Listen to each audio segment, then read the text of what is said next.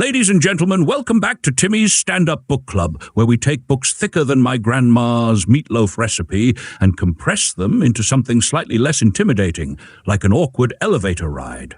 Today we're diving into a book heavier than my self-esteem issues in high school, The Priory of the Orange Tree by Samantha Shannon. Seriously, this thing is so massive it doubles as home security. Intruder breaks in, throw this book at them! Bam! Literary justice. Now, if you're like me, when you see a fantasy novel thicker than a cheesecake at Cheesecake Factory, you start questioning your life choices. But relax. Timmy is here to chew through those 800-plus pages and spit them out in hilarious, digestible bits. Dragons, queens, assassins, magic trees, and way too many characters to remember. I'm already confused and we haven't even started. So buckle up, grab a snack, or 5, and let's unravel this citrus-flavored dragon soap opera. Part 1. Dragons, Queens, and Assassins, oh my! All right, friends, our journey begins in the land of Virtudom, basically medieval Europe, but with extra dragons and fewer dentists. Meet Sabran Aing, Queen of Innis. Sabran has one simple job: stay alive and have a baby. That's literally it. The whole kingdom's survival rests on her royal ability to produce offspring, which honestly sounds like way too much pressure. I mean, my parents' greatest expectation for me was just not to live in their basement past 30. And look how that turned out. Anyway, Sabran's royal lineage supposedly protects the kingdom from a giant fire-breathing dragon named the Nameless One, who's been sleeping longer than my buddy Jake after taco night. But he's due to wake up, roast humanity, and generally ruin everyone's day. So naturally, people are stressed. Enter Idurian, Sabran's lady-in-waiting. By day, a polite courtier. By night, a secret assassin ninja bodyguard from an organization called the Priory of the Orange Tree. Yes, folks, you heard right. A secret society named after a fruit tree. Sounds like a bunch of vegan assassins who got bored at Whole Foods and decided, hey, let's save the world. Now, the Priory's mission is to protect Sabran without Sabran knowing. Basically, they're like helicopter parents with daggers and ninja stars, just lurking in the shadows, judging your every move. And Eid, undercover at court, has to balance assassination duties and polite curtsies. Talk about multitasking. Meanwhile, I can't text and walk without tripping over air. But wait, there's more. This kingdom absolutely hates dragons. Seriously, dragons are the gluten of this fantasy universe. If you even whisper dragon at a royal dinner, everyone loses their minds. Timmy, did you say dragon? My cousin's best friend's uncle was burned by a dragon. It's like the dragons personally crashed their prom or something. And speaking of dragons, across the sea, the East adores them. Yup, over in the East, dragons are wise, respected, and treated like gods, which makes diplomatic relations as awkward as Thanksgiving dinner when your vegan cousin finds out the turkey wasn't tofu. So far, we have assassins, royal baby pressure, angry dragons, nice dragons, and fruit trees. If you're already lost, congratulations, me too. But stay tuned, because in the next part, things get even weirder. Part 2, East meets West, and it's awkward. All right, so now let's sail across to the East, where dragons are beloved and worshipped like pop stars. Meet Tane, an ambitious young lady training her entire life to become a dragon rider, which in the East is basically like getting your PhD, winning the lottery, and landing a Netflix special all rolled into one. Seriously, if I could put Dragon Rider on my resume, I'd never stop talking about it. Tane's dedicated, disciplined, and focused. 3 adjectives that absolutely no one has ever used to describe me, especially after that one time I spent an entire weekend binge-watching videos of cats failing to jump onto couches. But anyway, Tane has sacrificed pretty much everything for this career. Friends? Nope. Fun? Double nope. Dating life? Ha! Forget Tinder. Her only match is a giant flying reptile who probably hasn't showered in centuries. But just when everything's going smoothly, Tane encounters a Western stranger who washes ashore illegally, because even fantasy worlds apparently have immigration policies tighter than my belt after Thanksgiving. The problem? Interacting with outsiders is strictly forbidden. It's basically the 5-second rule of dragon training. See a foreigner, avoid immediately, or kiss your dragon riding dreams goodbye. But does Tane follow protocol? Of course not. This wouldn't be fantasy if our heroes actually followed rules. She decides to hide this stranger because clearly risking your entire life's ambition for a random washed-up dude named Souliard makes perfect sense. Honestly, I wouldn't risk my latte order for most people, let alone my dream career. But hey, fantasy characters make questionable life choices, so I don't have to. Meanwhile, back in the West, Queen Sabran continues to dodge assassination attempts like they're annoying YouTube ads. Eid, still undercover, is keeping the Queen alive through ninja moves disguised as polite courtly gestures. Think tea party with a dash of martial arts. If you thought your workplace was stressful, imagine politely sipping tea with someone while simultaneously planning how to murder them if they sneeze suspiciously. Now let's add another layer of drama. Niclais Ruse, an exiled alchemist hanging out on a random island in the east. Niclais is bitter, drunk, and obsessed with eternal life. Basically me, every time I glance at my growing bald spot in the mirror. Niclais has spent years trying to concoct an elixir of immortality and failing spectacularly. Clearly, he's never heard of Botox or avocado toast. But everything changes when our washed-up Westerner Souliard, the same guy Tana decided to hide because she enjoys poor decisions, arrives at Niclais's doorstep, begging for help. Niclais, sensing trouble, but being too drunk or depressed to care, decides, sure, why not? What could possibly go wrong? Spoiler alert, everything. And there you have it, East meets West in the most awkward way possible, setting the stage for dragons, betrayals, international crises, and people who apparently never learned the phrase, mind your own business. Stick around, because next, the plot thickens, just like my waistline after taco night. Part 3. Royal weddings, dragon chaos, and more poor life choices.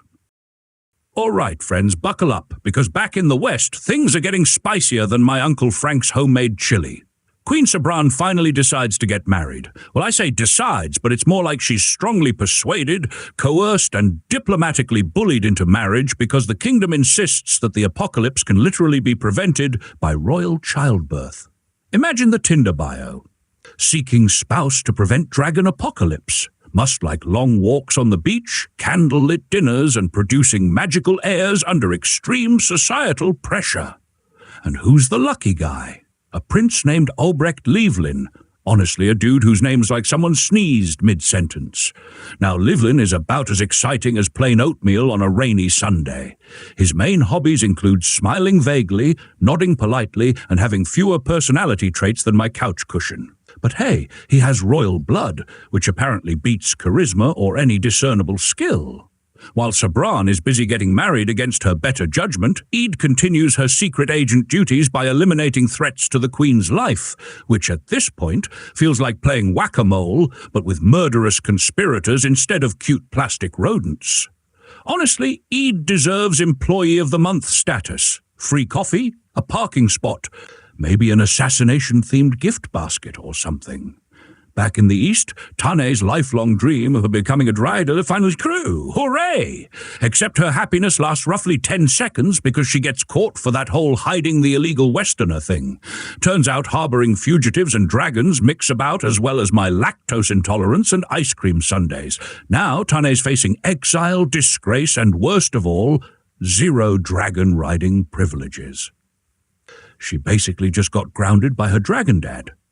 Meanwhile, Niclais, our favorite grumpy, drunken alchemist, is in a heap of trouble himself. Remember that guy Souliard who washed ashore and immediately ruined everyone's life? Yeah, he just got himself killed, and guess who's being blamed for it? Good old Niclais, who's about as capable of murder as I am of Olympic gymnastics. The authorities toss him in prison faster than you toss pizza rolls in a microwave after a bad breakup. So, to recap, Sabran is stuck marrying Captain Bland, Eid is juggling court etiquette and ninja assassinations, Tane's dragon dreams have crashed harder than my bank account after an Amazon sale, and Niclais is rotting in jail, contemplating life and wondering if eternal youth is even worth it. Spoiler alert, Niclais, it's not. Trust me, I peaked at 19. Folks, if you think your life is complicated, just thank your lucky stars you're not stuck dealing with dragons, royal politics, and constant assassination attempts, or, just another Thanksgiving dinner at my house. Don't move a muscle, because coming up next, things explode spectacularly, and the Nameless One, remember him, finally decides his alarm clock has gone off. Part 4. Apocalypse Now, featuring extra dragons. All right, folks, welcome to the part you've all been waiting for. The apocalypse. Yup, the Nameless One. Still love how his name is literally Nameless One. Talk about lazy branding. Finally decides he's done napping and wakes up crankier than me when the Wi-Fi goes down during Netflix. This dragon is enormous, angry and ready to roast humanity like marshmallows at a summer camp. And let me just say, the world is not ready. Everyone panics, especially Queen Sabran's kingdom, because their entire dragon protection plan was basically make babies and hope dragons hate kids. Brilliant strategy, guys. Really nailed it. Meanwhile, Ede is finally forced to reveal her secret identity, shocking precisely no one except the extremely sheltered queen who somehow never noticed her closest lady-in-waiting was a literal ninja assassin. It's like finding out Clark Kent was Superman, but less glasses and more daggers. Across the sea, Tane, whose dragon-riding career lasted shorter than my gym membership, finds herself reluctantly teaming up with Nikles. Yep, our favorite drunken alchemist, freshly sprung from jail. It's like fantasy's most awkward buddy cop movie ever made. A bitter scientist and a disgraced dragon rider who can't stand each other, working together to save the world. Move over Marvel, here come Tane and Nikles. So, everyone realizes that the only thing capable of stopping the Nameless One is some legendary sword and a magical jewel called the Waning Jewel. Seriously, fantasy authors love their jewelry, don't they? Every apocalypse has to involve shiny objects. It's like a rule. Forget weapons or armies, let's just bedazzle the apocalypse to death. Now, Ede, Tane, Nikles, and a crew of mismatched heroes who hate each other's guts more than my family does during Monopoly must locate these legendary items. To do this, they embark on a quest across seas, islands, and mountains, encountering dangers like evil pirates, mystical creatures, and, of course, even more dragons. Because apparently one dragon apocalypse isn't dramatic enough, let's throw in a whole bunch of smaller dragons to spice things up. It's like adding extra jalapenos to your burrito just to make sure you regret it later. Back home, Sabran is having a total breakdown. Understandable when the kingdom she rules starts collapsing faster than my last diet plan. She now realizes her entire life was based on a lie. Her family lineage? Fake news. Her magical baby duty? Totally bogus. Basically, she just found out Santa isn't real, except Santa is your entire existence. So here we are. Dragons everywhere, kingdoms collapsing, people questioning their life choices, and magical jewelry needed to save the world. It's chaos. It's ridiculous. It's exactly what you signed up for by clicking on a Timmy's Stand-Up Book Club video. But hold on to your seats, because next we get the ultimate showdown, heroes versus giant dragon. Place your bets. Part 5, the epic final showdown, or why teamwork matters more than personal hygiene. All right, friends, we've finally reached it, the big dramatic showdown. You know, the part of every fantasy novel where characters scream motivational speeches mid-battle and nobody ever stops to ask, hey, is now really the best time? Our unlikely heroes, assassin ninja Ede, exiled dragon rider Tane, permanently hungover alchemist Nikles, and Sabran, the queen, who now realizes her family drama could rival any daytime soap opera, unite to face the Nameless One. They all hate each other, but it turns out nothing brings people together quite like a giant fire-breathing dragon threatening global annihilation. Honestly, maybe we should invite a dragon to my next family reunion. Might help Aunt Linda finally apologize for ruining last year's potato salad. They've got their magic sword, they've got the Waning Jewel, and they've got about as much of a plan as I do when assembling IKEA furniture. Lots of enthusiasm, zero idea what they're doing, and way too many leftover screws. The Nameless One arrives with the subtlety of a monster truck at a poetry reading, breathing fire everywhere, torching armies, and generally being a massive buzzkill. Everyone's screaming, running, and yelling heroically vague battle instructions like, hold the line, or defend the realm, which roughly translates to, try not to die immediately, please. Ede and Sabran, who've transitioned from employer-employee to something much more romantic. Nothing says romance like narrowly avoiding assassination attempts together, lead the charge. Tane, finally back in dragon-riding action, swoops in dramatically like she's auditioning for Top Gun Medieval Edition. And Nicolaes? Well, he does exactly what you'd expect from a washed-up alchemist. He mostly hides, drinks nervously, and questions every life decision he's ever made. After a battle sequence that's so long, complicated, and explosive, Michael Bay would say, "Guys, maybe tone it down a little. Our heroes finally managed to use their shiny magical objects and, drumroll please, defeat the Nameless One. How? By teamwork, sacrifice, and about 50 plot conveniences." Because let's face it, fantasy novels don't end logically. They end magically, dramatically, and with a touch of glitter, like a Broadway musical, but with more swords and slightly fewer jazz hands. In the aftermath, peace slowly returns, and our heroes look around, dazed and confused, much like how I felt after reading 800 pages of dragons, political intrigue, and endless fruit metaphors. Queen Sabran decides maybe royal bloodlines aren't everything after all. Ede, having thoroughly earned a vacation, finally stops assassinating people, for now. Tane gets her dragon rider job back, and Nicolaes, well, he's still Nicolaes, probably drinking somewhere quietly in the corner. What did we learn? Dragons are terrifying yet oddly motivating. Royal politics suck worse than a root canal, and sometimes your greatest enemies make pretty decent allies in a pinch, even if you still don't trust them near your toothbrush. Stick around for Timmy's final thoughts and the very important moral of the story. Spoiler, I probably missed it. So, what did we learn from the Priory of the Orange Tree? First of all, dragons are like fantasy Wi-Fi. Sometimes they're friendly and make life easier. Other times they're destructive, ruin everything, and nobody knows how to fix them. We also learned that a magical orange tree is somehow the linchpin of the world's survival, which officially makes oranges the most overachieving fruit in literature. Sorry, apples, your Garden of Eden era is over. And Sabran, our anxious, repressed queen? She finally figures out that maybe, just maybe, her worth isn't based entirely on her uterus. Bravo. Meanwhile, Ede proves that you can be a literal assassin, a secret agent, and still have better emotional intelligence than half my high school friends. Their romance? Slow burn, sapphic, and surprisingly healthy, which is rare in a genre where people usually flirt by saving each other from certain death or stabbing each other gently.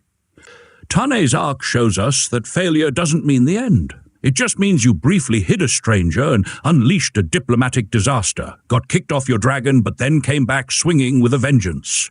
Classic underdog story with scales and wings. And Nicolaes? Oh, Nicolaes. He's like if guilt, wine, and sarcasm were distilled into one man. He's miserable, dramatic, and exactly the energy I bring to brunch when they forget my mimosa.